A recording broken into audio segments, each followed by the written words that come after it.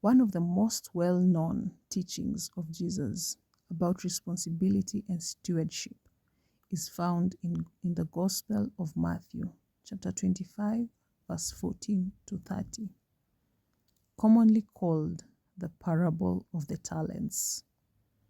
In this passage, Jesus tells a story to illustrate the importance of faithfulness with what we are given. The story begins with a man preparing to go on a long journey. Before leaving, he calls his servants and entrusts them with his property. The Bible says he gave 5 talents to one servant, 2 talents to another, and 1 talent to another, each according to his ability. A talent in this context was a large sum of money.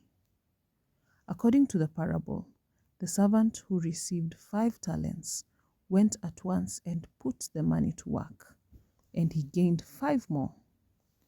In the same way, the servant who received 2 talents also invested them and gained 2 more. However, the servant who received 1 talent did something very different.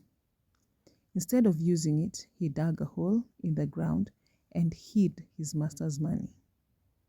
After a long time, the master returned and asked the servants to give an account of what they had done. The servants with 5 talents reported that he had turned the 5 into 10. The master responded by saying, "Well done, good and faithful servant. You have been faithful with a few things. I'll put you in charge of many things. Come and share your master's happiness." The servant with 2 talents also reported that he had doubled what he received, and he received the same praise from the master. But when the servant who had received 1 talent came forward, he explained that he was afraid. He hid the money in the ground and returned it exactly as he received it. The master rebuked him for failing to act. He called him a wicked and lazy servant because he had not even attempted to use the resources he was given.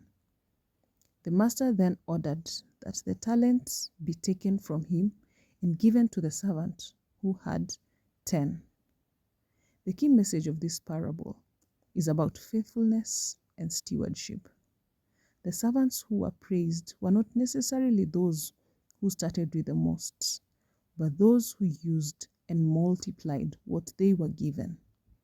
This teaching reminds us that resources, talents, opportunities, and time are meant to be used wisely and productively.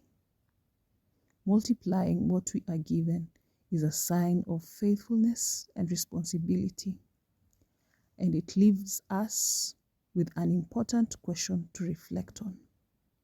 What are you doing with your resources and opportunities that have been entrusted to you? Are you using them and growing them, or are you letting them remain unused? Reach out if you need guidance on how to multiply your resources. Thank you. Follow, like, and share.